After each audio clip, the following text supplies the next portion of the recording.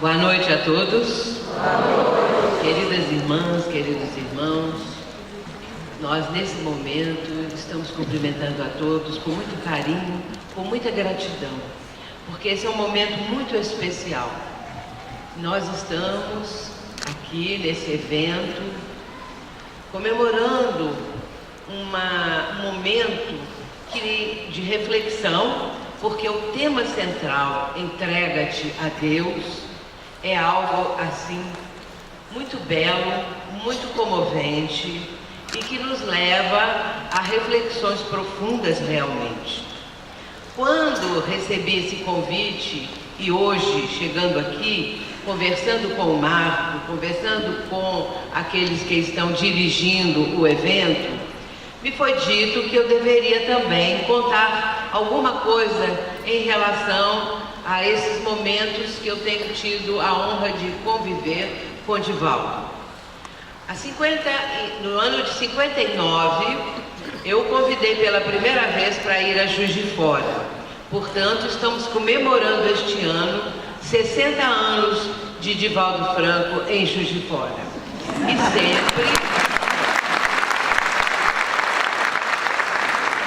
sempre com a mesma disposição, com o mesmo amor, com a mesma entrega, com a mesma alegria que nós o recebíamos e que ele também participava.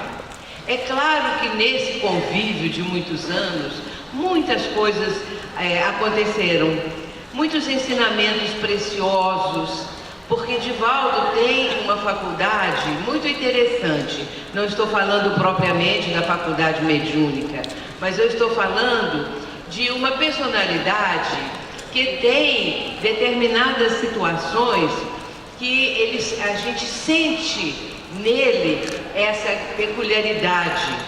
Muitas vezes na minha casa, onde ele ficou hospedado por mais de 50 anos, muitas vezes aconteciam coisas com meus filhos, com a minha família, com meus pais, e às vezes eu perguntava a Divaldo qualquer coisa relacionada com o mundo espiritual, se havia alguma coisa, se ele percebia, e às vezes ele dizia que não havia coisa alguma, até que uma época eu comecei a pressentir a presença de um espírito que vinha com aparência de roupas do Egito Antigo. E esse espírito, eu sentia a presença dele e sentia que era uma presença que muito me preocupava, me fazia sentir mal. E até que um dia eu perguntei a Divaldo, falei com ele, porque o espírito começou a se comunicar na nossa reunião. E eu disse para ele que esse espírito estava agora, ultimamente, eu percebendo a presença dele, sempre sentindo e comunicando-se na nossa reunião, mas ele não cedia nos pontos de vista dele, estava inflexível. E eu perguntei, aí eu falando com o Divaldo, ele disse, mas eu já vi esse espírito aqui, muitas vezes. E eu então disse, mas Divaldo, e por que você não me contou? Não era a época. Essa questão de não era época aconteceu durante muitos anos na nossa vida. Porque alguma coisa eu falava de volta e assim, não é a época. Então, quando é que vai chegar a tal da época? Então, aos poucos, eu fui também aprendendo esse tipo de personalidade, de cuidado, porque isso é cuidado. Não é a época, não era aquele momento que eu deveria ficar sabendo com antecipação que havia uma entidade, que havia isso ou que havia aquilo. Mas havia também outros pontos muito curiosos. Certa vez, nos anos 70, no início dos anos 70, quando o Divaldo chegou na nossa casa e que nós estávamos ali para recepcioná-lo, meus pais, minhas irmãs, Divaldo chegou e foi abraçar minha irmã Mariana. E ele disse assim, olá, vovó Mariana. A minha irmã estava com 30 anos e ela não gostou de ser chamada de vovó. Falou, mas ô Divaldo, você está achando que eu sou tão velha assim que você está me chamando de vovó? Não, é porque do seu lado está sua avó Mariana. Então, ele havia percebido, ele havia detectado ali a presença da nossa avó Mariana. A nossa avó Mariana não foi conhecida por nenhum de nós, porque quando ela desencarnou, aquela que seria minha mãe futuramente, estava com 12 anos. Portanto, nós não conhecemos a avó Mariana e nem lembrávamos, porque era muito difícil a lembrança da nossa avó. Mas Divaldo, na mesma hora, ao cumprimentá-la, chamou de vó Mariana exatamente porque a avó estava ali, o que fez a minha mãe ficar muito feliz com a presença dela. Mas aconteciam também casos muito engraçados. E certa vez, já estava próxima à chegada de Divaldo, faltando menos de um mês, talvez uns 25 dias. E quando programávamos a vinda de Divaldo, havia um reboliço lá em casa. Temos que melhorar isso, temos que arrumar aquilo, temos que... Enfim, logo imaginávamos que tinha alguma coisa para ser melhorada para ficar à altura do nosso querido Divaldo, que nem percebia essas coisas. Aí eu resolvi mudar as cortinas do quarto, aonde ele ficava hospedado. Então eu disse assim, vamos mudar as cortinas do quarto. E resolvi eu mesma tirar a medida da parede, a altura e tal. E fui à loja, escolhi o pano, falei quanto era a medida. E daí uns dias eles foram entregar a cortina. Quando o rapaz chegou lá em casa, que entrou e olhou a sala, era um apartamento, olhou a sala, falou assim, a cortina é para aqui? Eu disse, não, é para o quarto. Mas o quarto é grande? Eu falei, não, é um quarto, né? Aí ele entrou lá e falou assim, bem, é muita cortina, só vai dar para colocar metade da cortina, porque a outra metade era demais. Então, colocou e olhou, mas ficou muito comprida, minhas medidas eram todas elas, já se viu que eram todas de forma errada, né? Eu medi tudo errado. Então eu disse assim, não, mas pode deixar aí no lugar, que depois a minha mãe que costura, ela vem aqui, ela vai cortar a cortina, vai colocar no tamanho que deve ser. E aí, ele foi embora, e eu fiquei com a outra metade da cortina, que depois eu dei para outra pessoa da família. Muito bem. Aí eu falei assim, deixa eu mesma medir quanto é que vai ter que tirar. Fui lá e medi. Mas aí eu mesma resolvi cortar. Porque tinha que tirar, e botei. E aí mandei lá para minha mãe, para ela fazer uma bainha, para ela arrumar. A mamãe falou assim, você tem certeza que é essa altura, esse tamanho? Eu falei, sim, mãe, eu medi e tal. Aí a mamãe fez o acabamento. Levaram a cortina lá para casa. Quando nós colocamos a cortina, faltava um pedaço. Eu tinha medido errado de novo. Então, já era véspera de chegar. Aí eu disse para a mamãe assim, traz lá o pedaço que ficou lá, vamos colocar. E aí a mamãe veio, sentou lá, de frente à cortina, que aí já estava no lugar, e começou a alinhavar o pedaço com pontos muito pequenos para ninguém notar, e nem ele, né, ninguém. E aí ela fez a emenda, já era o dia do Divaldo chegar. Aí ele chegou, a cortina, depois dessa história toda, ficou bem lá no quarto. Mas aí, às vezes, essas coisas, até hoje, a gente lembra o dia da cortina, né? E aí falam assim, Sueli, não precisa calcular nem metros, porque eu, para falar a verdade, eu fiz 3 cursos de corte e costura. E até hoje eu não tenho costura. Não tem jeito de costura.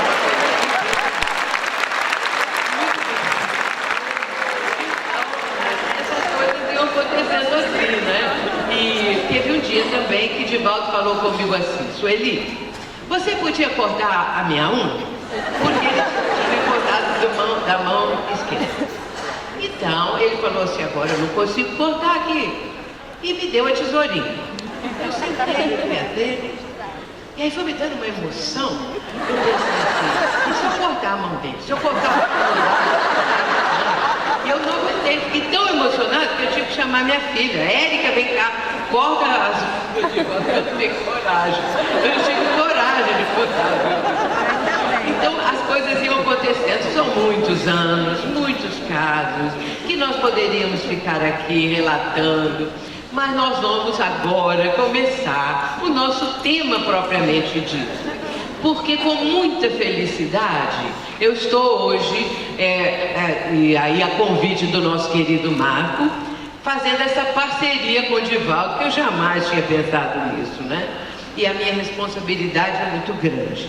Mas a minha honra de estar aqui nesse momento, sobretudo com vocês todos aqui presentes, é uma felicidade muito grande. É uma experiência rara, uma coisa que para mim vai marcar a minha vida, já está marcando, e eu agradeço a Deus esse momento muito especial. O meu tema, meus irmãos,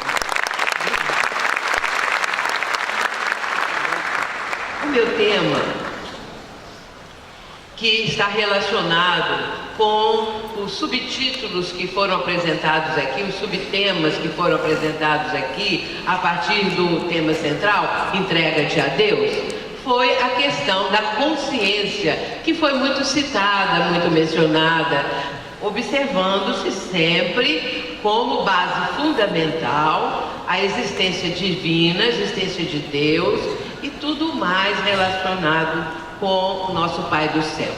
Portanto, nós vamos falar a respeito da consciência espiritual das leis de Deus.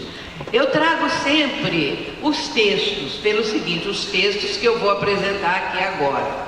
Porque, como eu falo sentada, eu creio que, tendo os slides, fica mais dinâmica a apresentação, e também porque esses textos de autores muito respeitados e amados no nosso meio espírita ficam mais marcados quando apresentados na tela.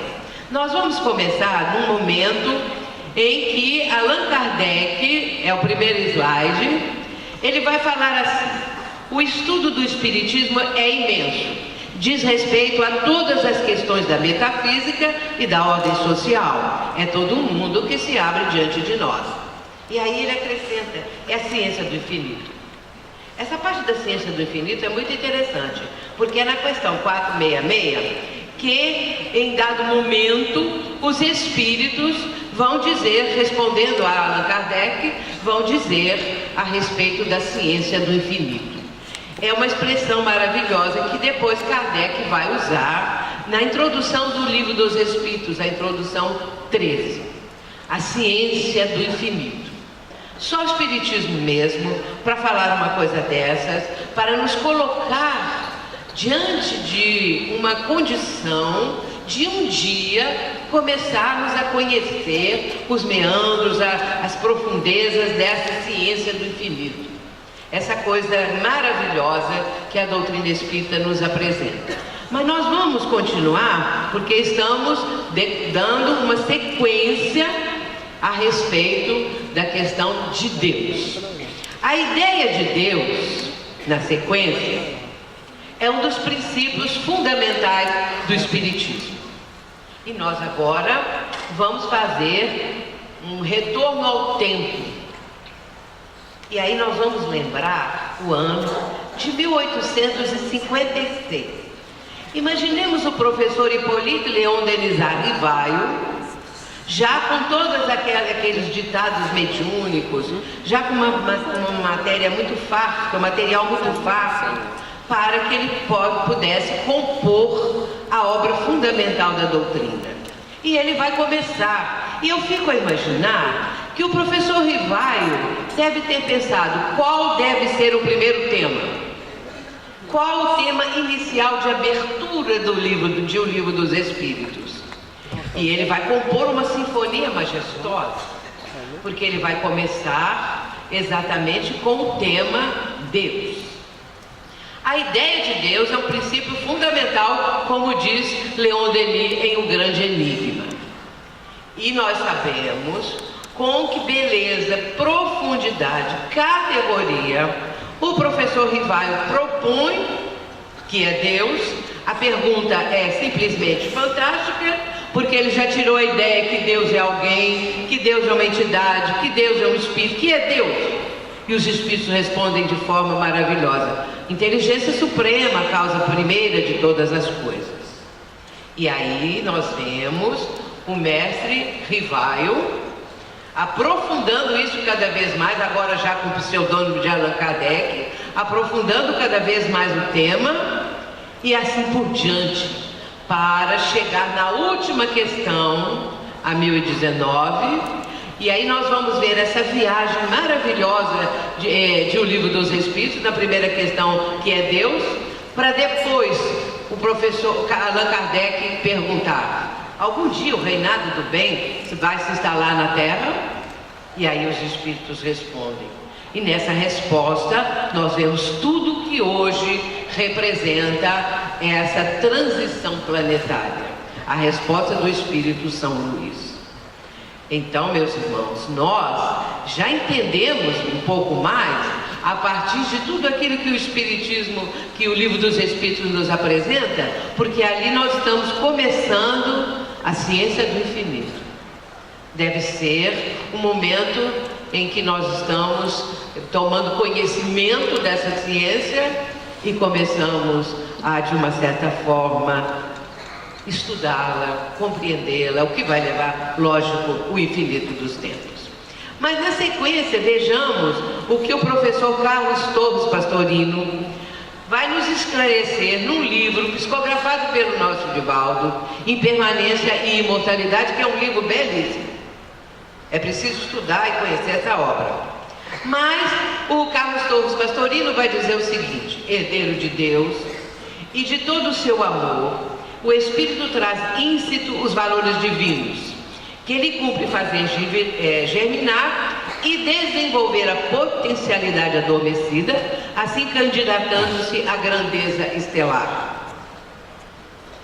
E aí, aos poucos, nós vamos descobrindo isso, para entendimento um pouquinho melhor a respeito do Criador, a respeito do nosso Pai do Céu, aquele que nos criou. E nesse momento, o Pastorino, que é o autor daquele Minutos de Sabedoria, para quem não se lembra, ele, no mundo espiritual, continua com muita sabedoria a transmitir os seus conhecimentos, e essa obra, ela é realmente imperdível.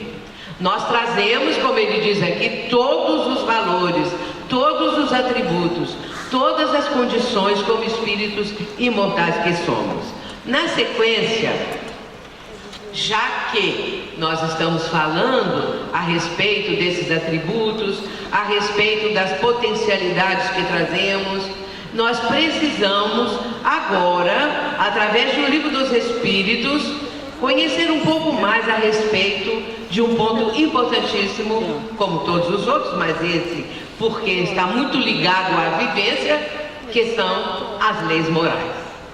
As leis morais são apresentadas, então, vamos colocar aqui todas as leis morais.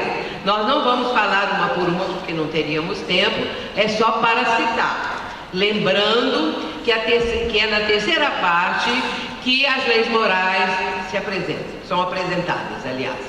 Então, Kardec pergunta, questão 614, o que é a lei divina ou natural? E os espíritos vão responder que a lei natural é a lei divina e o homem só é infeliz quando dela se afasta. E aí nós ficamos aprendendo que quando nos afastamos da divina lei, nós começamos a ter uma consequência das nossas atitudes a partir desse afastamento, a partir de estarmos em contrário na nossa vivência às leis divinas. Então aqui estão as 10 leis. A questão 648. Kardec pergunta ao Espírito de Verdade se a divisão das leis em 10 seria a melhor. E ele vai falar: lei de adoração, trabalho, reprodução, conservação, destruição, sociedade, progresso, igualdade e liberdade, para chegar na última. Quando ele fala lei de justiça, de amor e caridade, o Espírito de Verdade diz: essa é a mais importante, porque sintetiza todas as outras. E é tão importante que nesse título está embutido as 3 revelações. A primeira revelação é a justiça, através de Moisés. A segunda revelação, a lei de amor, através do próprio Cristo, o próprio Mestre. E a terceira revelação, a caridade, a doutrina espírita, porque a caridade é a bandeira da doutrina espírita. Portanto, nesse título nós vemos as 3 revelações. E isso é muito importante porque nós vamos chegar à conclusão que a doutrina dos espíritos, ela tem um encadeamento algo assim fantástico. À medida que nós vamos lendo, aprendendo, estudando, nós vamos nos maravilhando com isso. Na sequência, Kardec vai fazer uma pergunta. Essa pergunta, no meu modo de entender, é uma das mais importantes de toda a codificação. Onde está escrita a lei de Deus? É a pergunta 621. E aí, os Espíritos têm uma resposta sucinta: na consciência.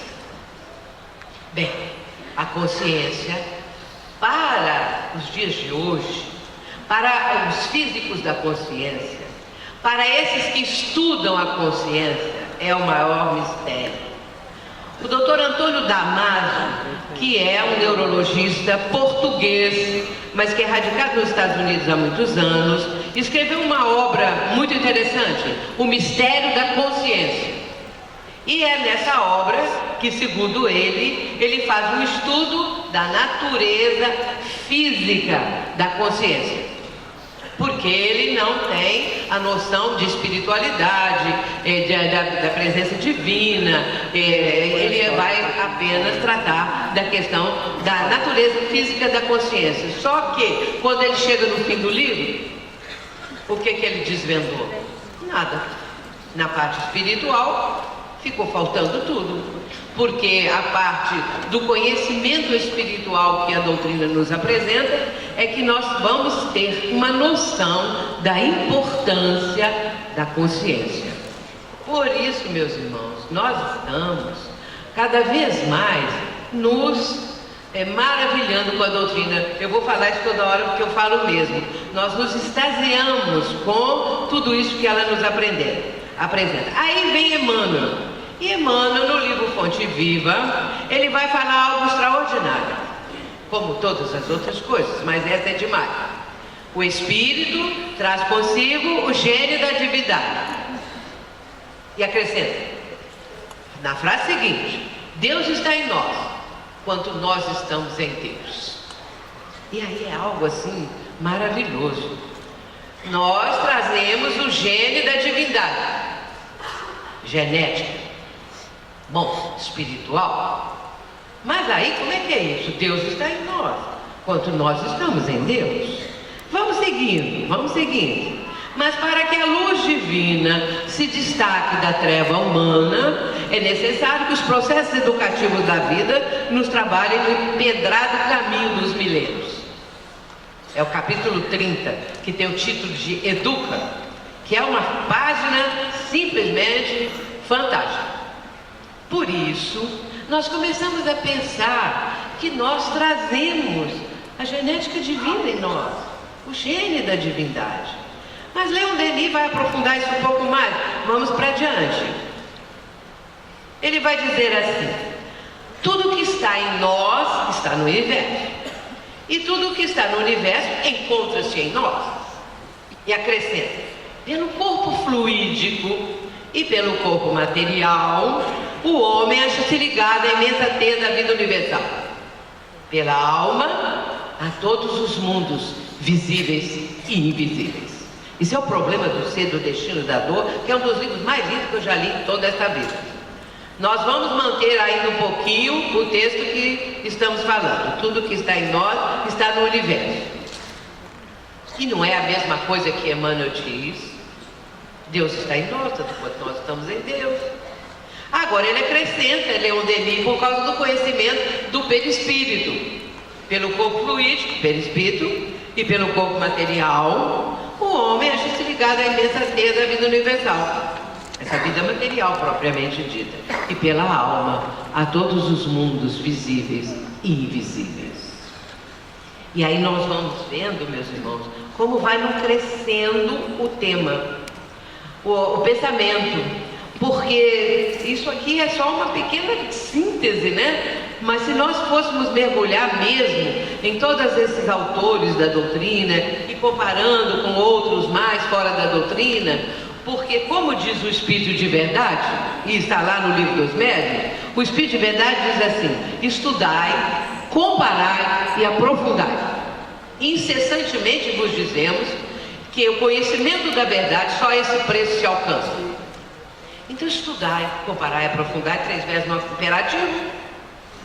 Então não é só estudar, tem que comparar. E essa comparação com a ciência, com outras coisas que aos poucos vão sendo descobertas, acrescentando, é muito importante. E depois, conhecimento da verdade. Nós vamos aprofundando e vamos aos poucos levantando um pouquinho desse véu que encobre esse conhecimento profundo. Vejamos na sequência, ainda vendo aqui nesse momento, e assim Deus está em cada um de nós no templo vivo da consciência. Ela é onde ainda é aquele lugar sagrado, o santuário em que se encontra a divina centelha. Pronto, ele já dá uma outra explicação.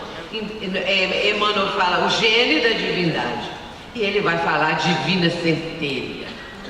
E aí a gente vê uma expressão, não é, muito bela, profunda, espiritual, nos dando essa noção. A consciência é o nosso tempo. Nós não temos, às vezes, a ideia da importância da consciência. Aos poucos é que estamos desvendando.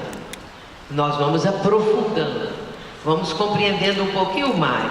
E assim por diante. Vejamos o que diz Joana de Ângeles. Quanto mais a consciência aprofunda o autoconhecimento, mais fácil se lhe tornam os esforços para a aquisição da plenitude do que Jesus denominou como o reino dos céus dentro de cada um de nós. Olha que coisa maravilhosa.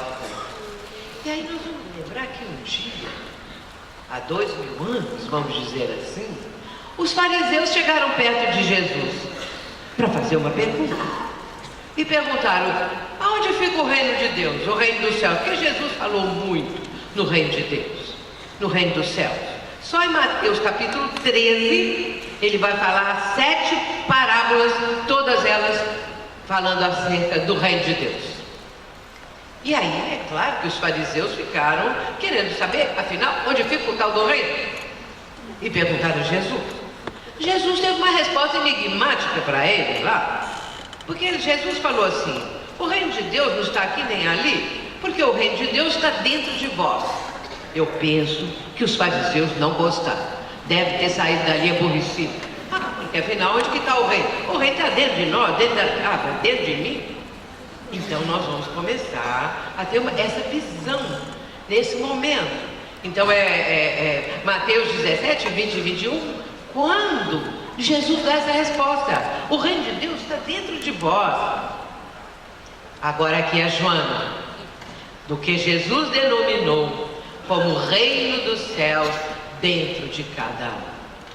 É maravilhoso isso, essa sequência, essas ligações que são feitas, esses espíritos luminosos, como Joana, como Emmanuel, que vão fazer, outros mais, Manuel Filomeno, André Luiz, que vão fazendo essas ligações e, no fazer a ligação, aprofundam, vão mais adiante, abrem campo maravilhoso. E aí eu me lembro que Joana, ela fala o seguinte, Joana de Ângeles, que o Espiritismo nos... Isso é sério, muito sério que ela fala. Como tudo, mas isso aqui eu acho fantástico. O Espiritismo nos proporciona novas construções mentais. E é mesmo. Porque se antes de conhecer o Espiritismo ou de estudar, ninguém tinha essa construção mental de tudo isso que nós estamos falando, nem passava pela nossa mente. Mas o Espiritismo vem e vai abrindo a nossa mente, o nosso horizonte. Nosso horizonte se amplia, porque eles nos estão ensinando a pensar grande, para não ficarmos no estreito pensamento que é próprio, muitas vezes, da nossa vida, da nossa condição. O Espiritismo nos propõe novas construções mentais, e é real, é verdade. E isso vai nos trazer enriquecimento do próprio conhecimento. Vejamos agora ainda Joana, ela acrescenta, vamos ver o que ela acrescenta. A consciência, entretanto, trabalha pela eleição do significado existencial, do equilíbrio emocional, do bem-estar espiritual, alargando os horizontes da percepção para as conquistas relevantes e significativas que acompanharão o ser após o seu inevitável decesso tumular. Esse é no livro Entrega-te a Deus, que é o tema desse congresso. Então a consciência, ela trabalha, ou seja, todo esse processo na nossa intimidade consciencial, não é? Ela tem um propósito, vários propósitos, mas esse aqui, eleição do significado existencial. Saber que existimos, saber o sentido da vida, começar a pensar isso, é abrir construções mentais, é abrir horizontes, e o nosso equilíbrio emocional, alcançarmos isso, o bem-estar espiritual, alargando horizontes da percepção para conquistas relevantes e significativas. E aí, meus irmãos, nós temos um vasto mundo infinito de ideias, pensamentos, construções mentais diante de nós. Vejamos em seguida, já estamos terminando, correndo um pouquinho, porque nós queremos um grande final. Pergunta com quem? Então, Leon Denis de novo. Estar unido a Deus é sentir, é realizar o pensamento de Deus. E quando chega a certo grau de atenção, a alma se torna, por sua vez, uma das potências, uma das forças ativas do universo. Ela se transforma num dos agentes de Deus na obra eterna. Seu papel é transmitir as vontades divinas aos seres que estão abaixo dela. Atrair a ela, em sua luz, em seu amor, tudo que se agita, luta e sofre nos mundos inferiores.